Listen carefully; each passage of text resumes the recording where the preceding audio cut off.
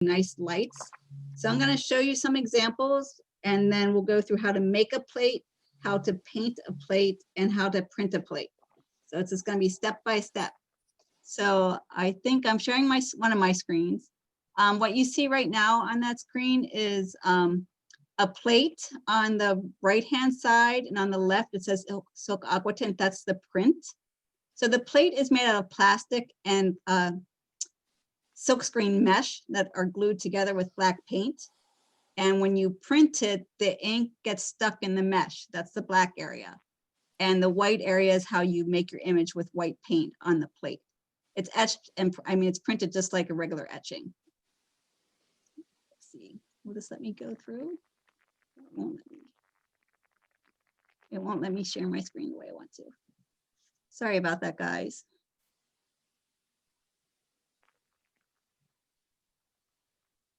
Technical difficulty for a minute.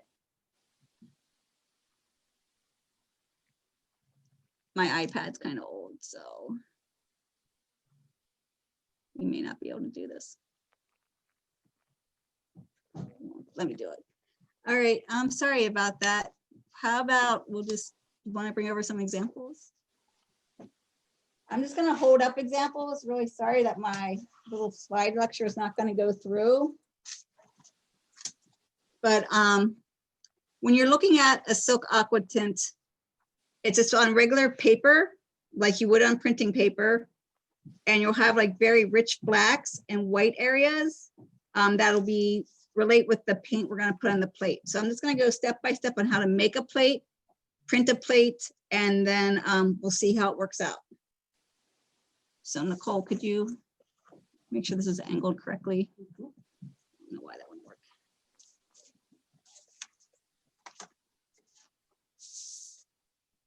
Okay. All right, so we start out with a styrene plate, just a plastic plate that you would get from the art store or any type of like artist and craft store. Just a plastic plexiglass plate that's white. You'll use sandpaper to give it a light buffing so it has a little bit of texture. So I'm just going to do that over the trash.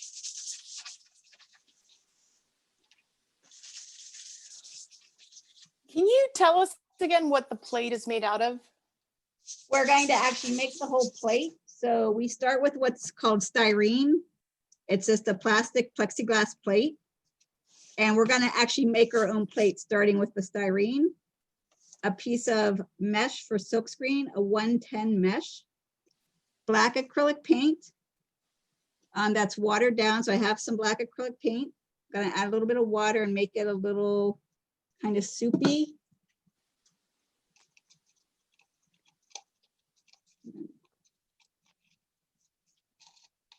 So I want it kind of to feel like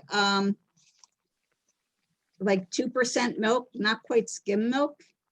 So it has some movement to it.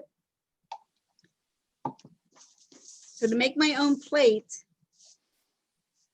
I'm just going to put the acrylic base down with one of these little foam brushes. And they're also available in any like artists and craftsman store. Dick Blick, whatever.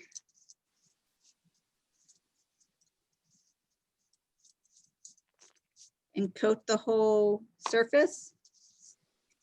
With my silkscreen mesh, I want to put it down so it's askew. That way the mesh itself is more at a diagonal on my plate. I'm going to lay it down so it's a little bent and I roll it out.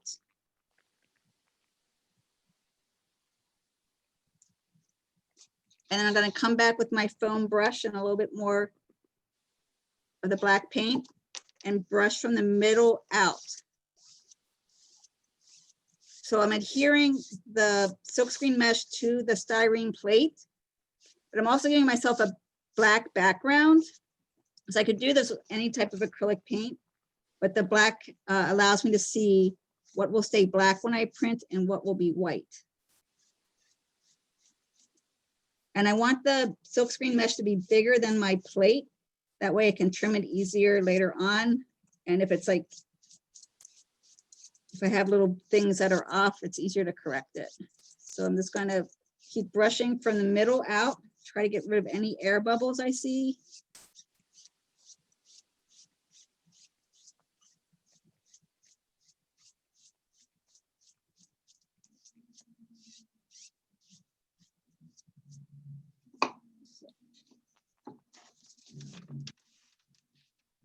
So right now I have just, the plate is still wet, but you can see how it's been painted from the center out.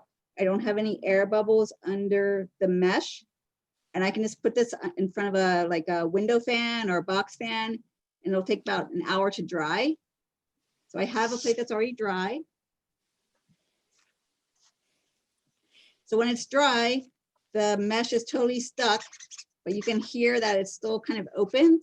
So the mesh has like just fibers with little holes in the between each fiber that'll hold the ink.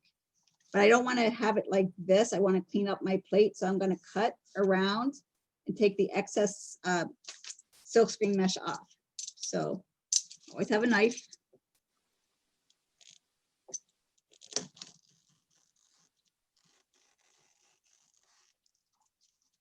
And where do you typically purchase the mesh? The mesh you can buy at any art store, Stick, Flick, Artisan Craftsman. If you are a silk screener and you have a screen that like you blew out the screen, it's ripped or something, you can just take that off and use it. But you want like a 110 mesh. That's a fairly like open mesh silk screen wise. And you can buy mesh oftentimes and just by the yard. Or you can buy big rolls of it if you really get into it.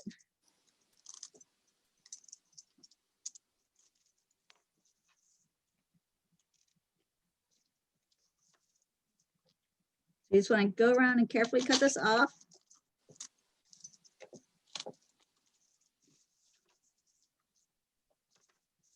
If you have any fraying, where you have little bits left over, you can cut them off with like pedicure scissors or anything that can get off the little excess like hairs that are flying off. So I have a pair of these in my studio. Everyone should have one if they're going to do silk aquatint. And if I see little furry mesh sticking out, I can just cut it off because those could show up in my print.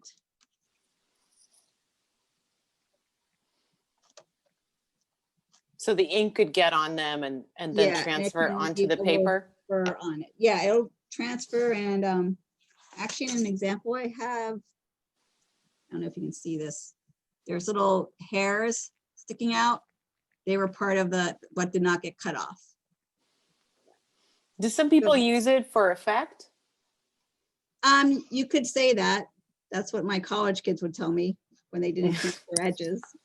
So, so sure. They do fray after a while. There's not much you can do about it. So if I'm printing an edition, I start seeing edges fray, I'll just have my little scissors and just cut it off as I go.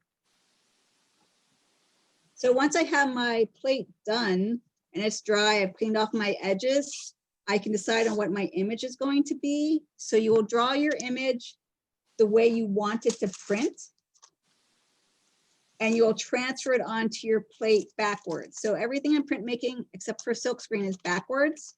So you'll start out with it, draw it the way you want and put it onto tracing paper.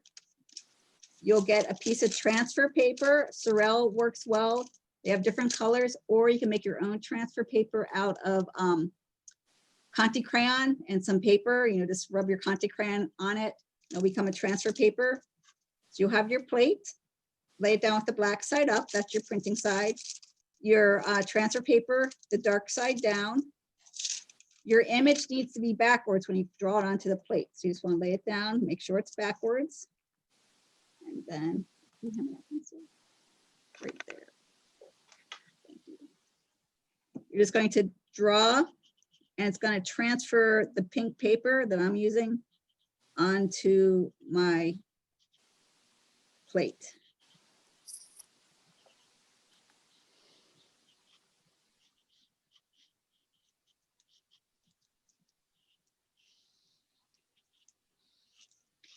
Now I'm just going to give myself just some hints at what I want to do drawing wise.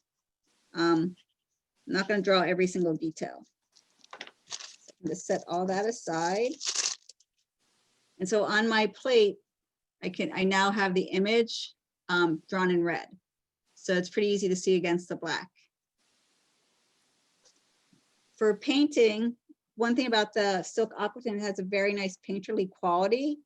So you can just use regular brushes you're going to mix up white acrylic paint and a matte gloss medium. It's 5 parts gloss medium to 1 part white acrylic paint. Throw away the gloss medium that you're using. You just need the white paint to tint it so you can see what you're doing. We just want something that's waterproof, and that's will be the acrylic gloss medium. So I already have some mixed up.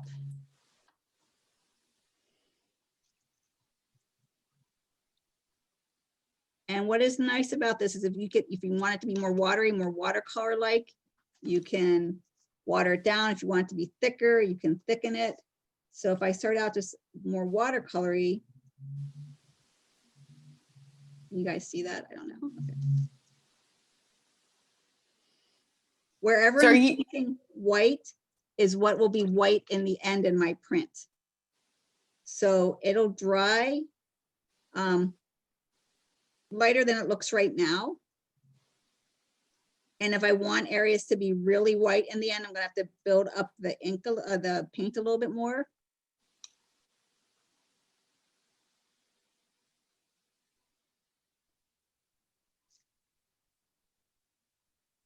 But if I want something super dark, I'm not gonna put any material on it at all.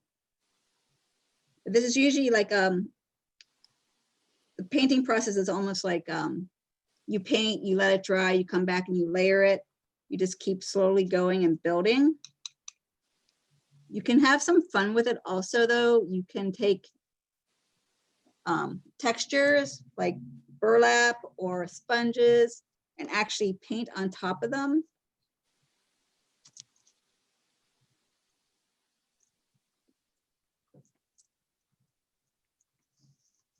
And then transfer the texture just by pushing down.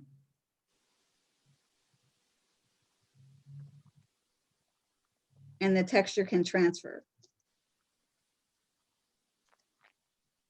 So you'll get a little bit of a, like I'm getting a little bit of a plaid pattern with the burlap. If I want to try like a sponge, I can paint directly on the sponge.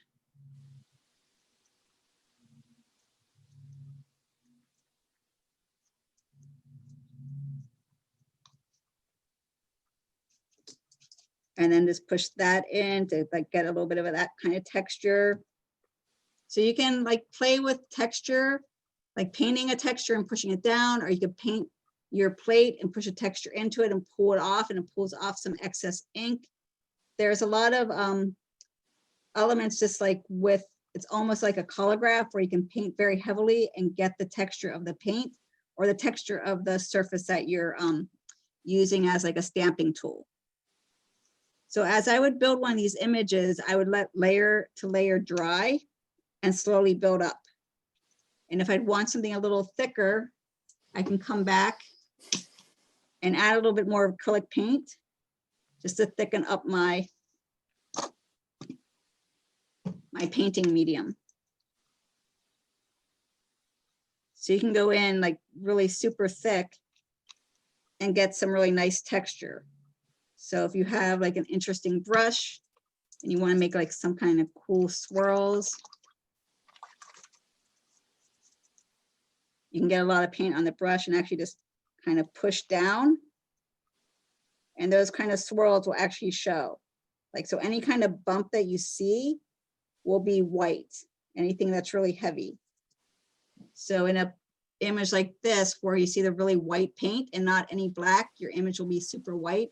Where you see a little black show through, your ink will actually hold there and it'll print more of a gray. So I do have some plates that we can print together and see how it works. This takes a while to dry. So I have, let's see, where's Mr. Bunny? Do I have that one? So I have one that has a little bit of a fun texture with it. We're gonna print that and see how it looks. You see the one with the duck anywhere? So when you're printing, you're going to use an oil-based ink, or that's what I'm going to use. But you can also use like a soy-based ink, like an Akua ink or a Caligo ink. Those wash up with dishwashing detergent. But I prefer using like graphic chemical or a Charbonnel. So tonight I'm using a Charbonnel black. For printing, I guess we'll tilt this way. Yeah, We're can't get gonna it to need- stand, so that's- What? I can't get it to stand. So. So we're gonna use a Charbonnel black ink. I already got some out of the tube. I just want to knead it so it's kind of soft.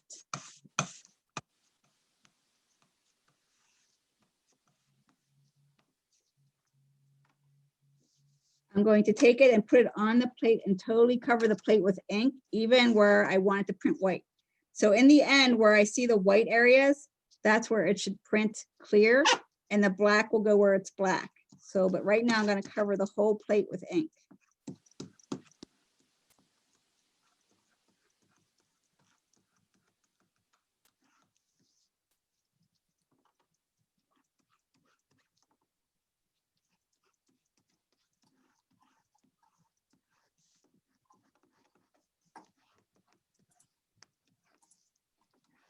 So I suggest printing to like Dead Kennedys or Black Flag, you know, something that can really get the printing gods going. Unless you have a very subtle image, and I guess you can go more with Mozart, but I prefer something kind of loud and pounding. So you're going to need what's called Tarletons. So they're basically like cheesecloths, but they're very starched. They're a little harder, and they'll be bundled up. And you'll have 3 different ones. One that's really dirty that you've already used a lot. One that's kind of medium dirty that you've used some. And then one that's still pretty clean as your clean one. You'll need a cloth, an old t-shirt or something, and a phone book. We are always in love with phone books as printmakers. So I have all my necessary wiping supplies. So I have a lot of ink on here right now. Right now I can't even see the image at all. It's just totally black. So I need to rub off some of this ink to find the image again. So I'm going to start with my dirtiest Tarleton and wipe in a circular motion. I'm not pressing down too hard. I don't want to over wipe it.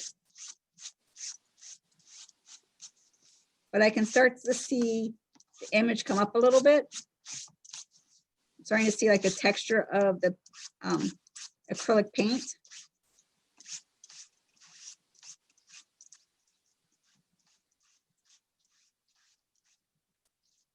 So after my first Tarleton, I can see a little bit of the image coming through. You want to slowly do this in steps. So I'll move on to my medium Tarleton. Gonna do the same kind of circular motion.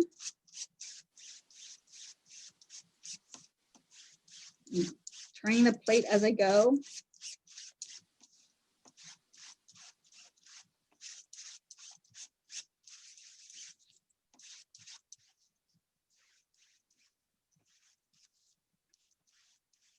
And now I'm starting to see the white paint a little bit. Before I could just see the texture of the paint, but now I'm actually starting to see the paint itself.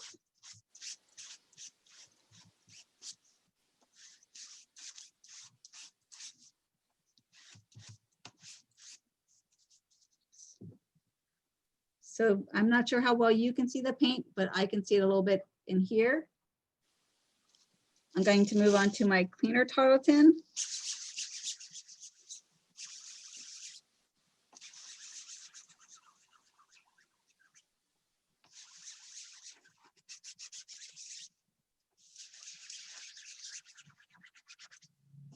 Are you pressing much harder now?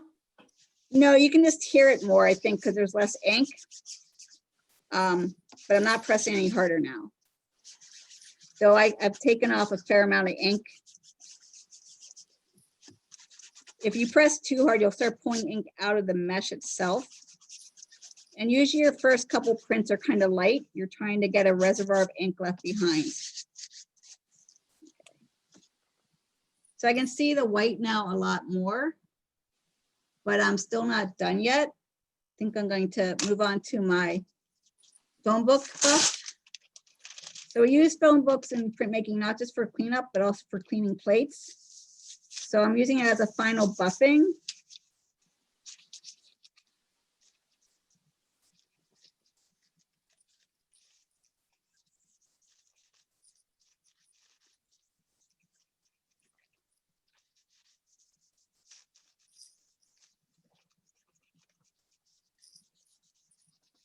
I'm trying to hit areas that I can see where the image is, that I want the area to be really white.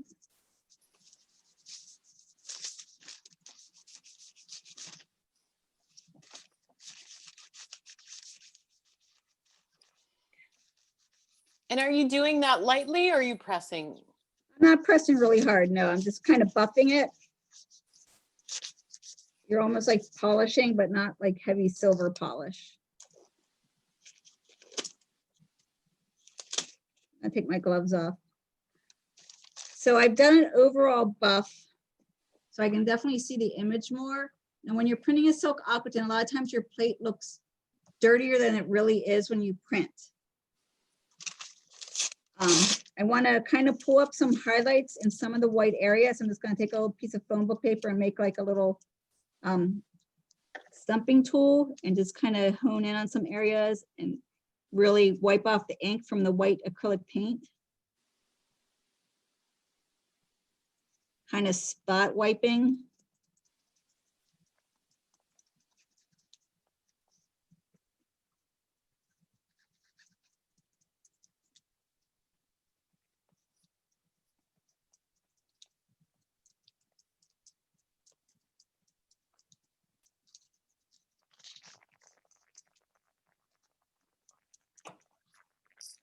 Okay, so some of them now, the areas look a little whiter where I spot wiped in here and up in here. So I'm gonna try to print it and see what it looks like. I do see I have like a lot of little hairs along here that the plate is slowly deteriorating. So I'm just gonna cut them before I print. Just hold it so the hair falls down and not onto your plate.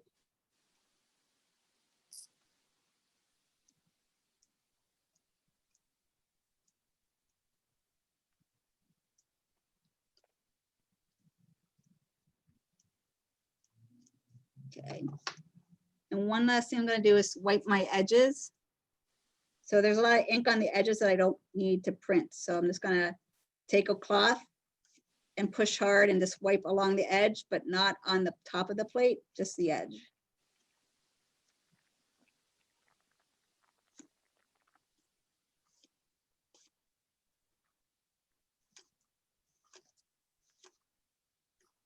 So there's a lot of ink on the edges. You want your edges pretty clean. So for intaglio printmaking, any kind of etching or silk aquatint or a collograph, anything that's going to run through an etching press, you need to soak your paper. So I already put a piece of paper in before we start it. And I'm going to get that out and I'm going to blot it so it's not so wet. Paper has a front and back side. For etching, you want to use the more textural side. So after I tore my paper, I marked the back with my initials, so I know that's the back of the print paper. So I won't have to like play around with it when I'm trying to print. Okay. All right. So I'm going to take my plate over to the press. Nicole Dahl is here following me. Thanks, Nicole. I'm going to lay the plate down, image size up, and let me get my paper.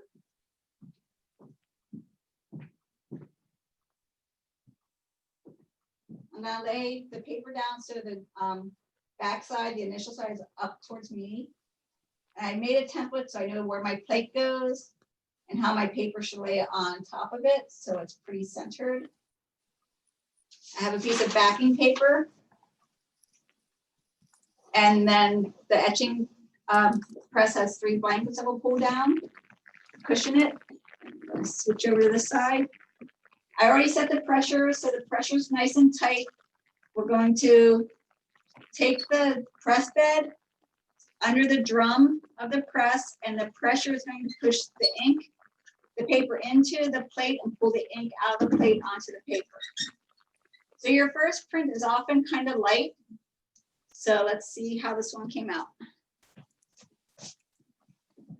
Pull the blankets off, pull my backing paper. And let's see. Okay. So it actually came out pretty dark, but even when you look at the plate now, you wouldn't be able to tell that these areas would come out so white. So that's one thing you have to adjust to as you work with this process, is that your plate doesn't always look as light as what you're going to get in the end print wise. But you can get some really nice kind of washy areas that you usually can't get with regular aquatints or mezzotints, and some like expressive brush marks. And here is more like a colograph. So you can play a lot with paint. If you're a painter, silk aquatint is probably something that would be right up your alley painting wise. So let's head back over to the table.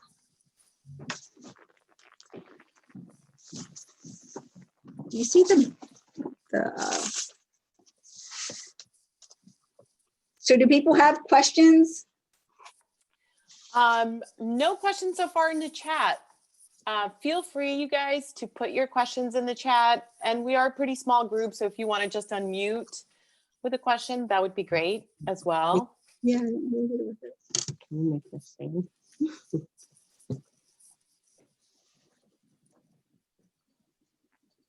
Because I can answer any questions you have.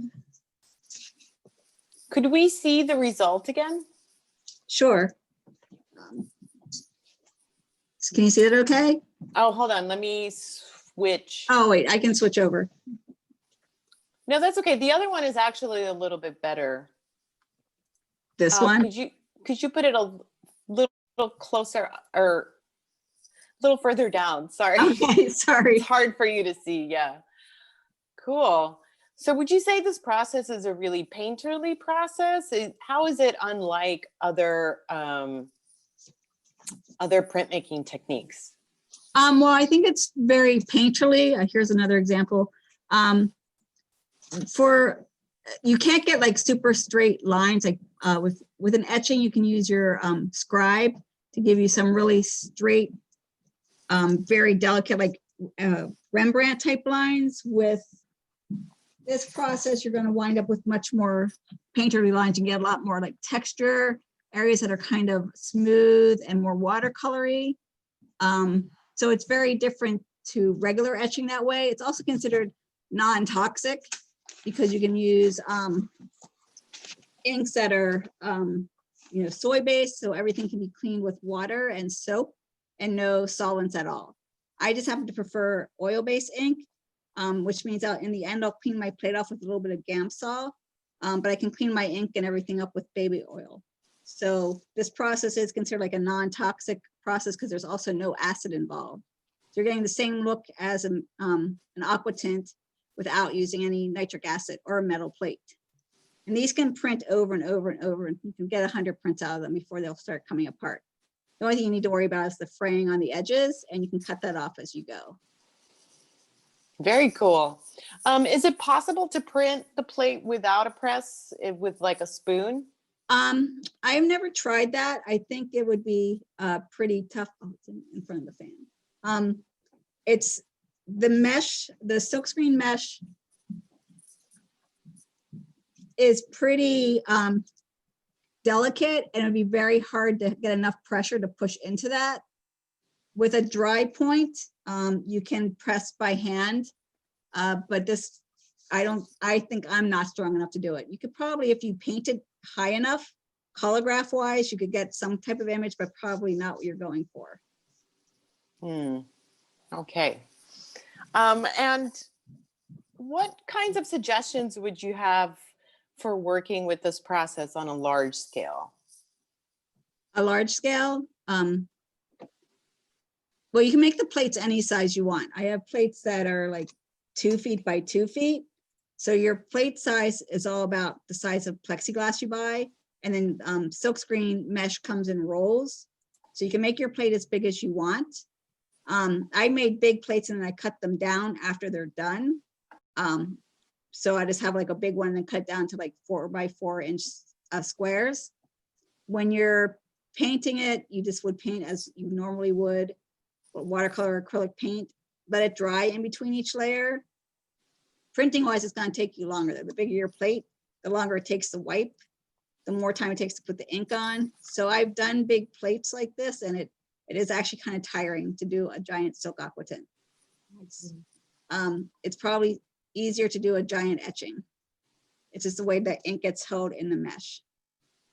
Gotcha. So I can fight you a little bit, but you really cannot get this type of black in like Aquatints. I think this gives you like the deepest, darkest prints possible. I could be biased on that though. Litho gives you really dark darks also, but as an intaglio process, you're probably gonna get your deepest darks from this process. And it's only been around since the 70s, so it's kind of new in a way. Oh, cool. Who invented it? Well, there's a fight between those people. There's a woman named Kathleen Capiano, I think, in New York, who is said to have invented it. But then there's two gentlemen, I don't know their names, who teach at a school up there, who said they invented it. So that's, if you're in New York, you just don't talk about it. So the first person I read about doing it was Kathleen. So I'm going with that. And she teaches up at the Manhattan Graphic Center. So, Gotcha. there's Cool. There's a question. Oh, there's a question. Can you apply the white paint with a quill pen to get a finer line? I think you were saying something along those lines. Yeah, you can. You just don't want to like grip your mesh, but you have to be pushing pretty hard. So you could do that, or you can do a stencil where you tape out areas and then paint down, put your paint down, then pull the tape off after it dries, and it'll give you really tight lines. There's a plate back. Can you get that plate back there? Yeah, and the print. So if you want a super straight line, you can basically stencil out the lines. So this plate tape was used to leave open areas for the painting and then pulled off after the paint dried. And then when it prints, you get some very sharp edges. So you can do a stencil technique. Cool. But this one does show how bad the hairs look. This one like is getting pretty fuzzy. So it definitely needs trip to the Needs a haircut. haircut. And I would definitely recommend little pedicure, manicure scissors. I find that to be the cutest part of this process. Well, you're sitting here just kind of, I don't know, it's kind of satisfying to cut up all the little hairs. It's kind of says something about my social life. Just grooming your plate. Oh my God. I'm using that, Vita, grooming my You like that? Yes. That is Groom now your part- plates. That is now part of the vocabulary of silk Aquatint. But for this process, your first plate should just be an experimental plate, something that can give you like just a lot of fun textures. Like try every brush you have, paint, maybe find a feather and paint it and push it down.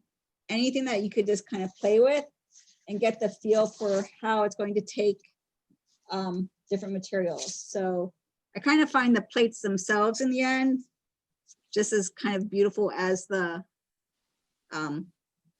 images themselves. So just have fun with it. I mean, this plate had some texture from a wire pushed into it. So it was painted white and the wire was pushed down. This was a sponge that was pushed all over it.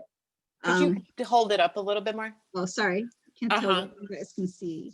It's coming from this. Oh, this camera? Okay. So The big one. that's the big one. That's the big picture. All right. So this is this brush marks. The brush was put down and kind of spun around. That was painted white and mesh was pushed into it and then pulled out. This was also like, this was a very soft sponge, but then this was a sponge that didn't have any water in it. So it was like still really tough. And I think actually this was like some kind of flower that got pushed down. And this was this fingerprints. So you can experiment with texture. So some people call this silk collagraphs. It is kind of a collograph where you rely on the texture of how you paint it. Mm-hmm. Very cool. Cool. Well, I apologize that my lecture did not go through. It only wanted to show you one slide. That's okay. I that's kind of my other last question that I had. Are there historic or contemporary artists using this process that you would recommend people look up? Besides me. If you just Google like silk aquatints, people come up, but no, I don't think you're gonna find anyone who just concentrates in it as their only medium. Gotcha. Even the woman who invented it, not those guys, does a lot of other work too. She does a lot of collagraphs and monotypes. So it's I think a lot of etching people just fall under printmakers into etching or lithographers, and some of us just kind of do a little bit of everything. Mm-hmm. So if you do silk aquatint or silk mezzotint or silk collograph, it goes by a lot of different names. You'll get a lot of examples. It can be printed in any color ink you want. You can do what's called chine-clay and collage. You know, it can be printed on top of other things. There's a lot of options. Very cool. Lots of possibilities. And can you tell us a little bit about the workshop that when we're in regular times that we teach at Fleisher? Yes, in regular time. On silk aquatint, what is it like? Well, you would learn how to make your own plate from basically everything we did in class or this talk. You would make your own plate. We'd usually do like 3 different prints. So you'd make 3 plates. And then you'd learn how to print them, you know, how to prep paper, how to mix ink. Usually the first day I'll have a plate prep for everyone. So when they make their plates and they're drying, you can start an experimental print, just trying textures and different types of brushwork. And then once you get a feel for it, you can use your own plates to make your own imagery. Usually you'll have the option to use an oil-based, petroleum-based ink or a soy-based ink, depending on what you're more comfortable with. And then usually you just have to buy your paper, and we spend a lot of time printing. So you become little printing machines. Fun. And we'll share a lot of information and ideas. Cool.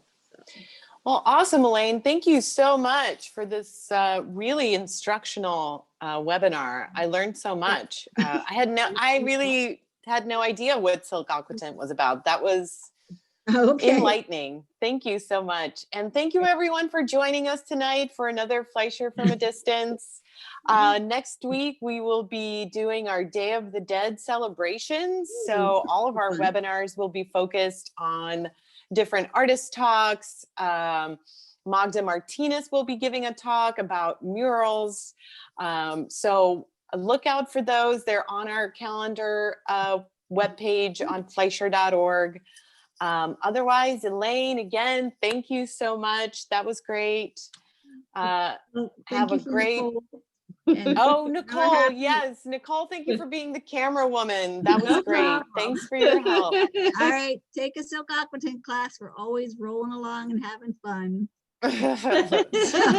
Thanks, guys. Bye. All right, have a great night and stay safe, everybody.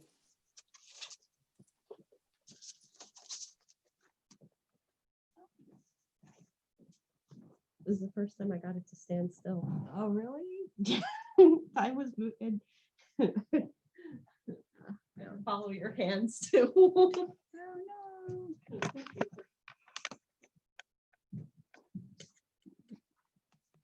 It was okay because it worked out with where your hands were. Oh, okay. These ends.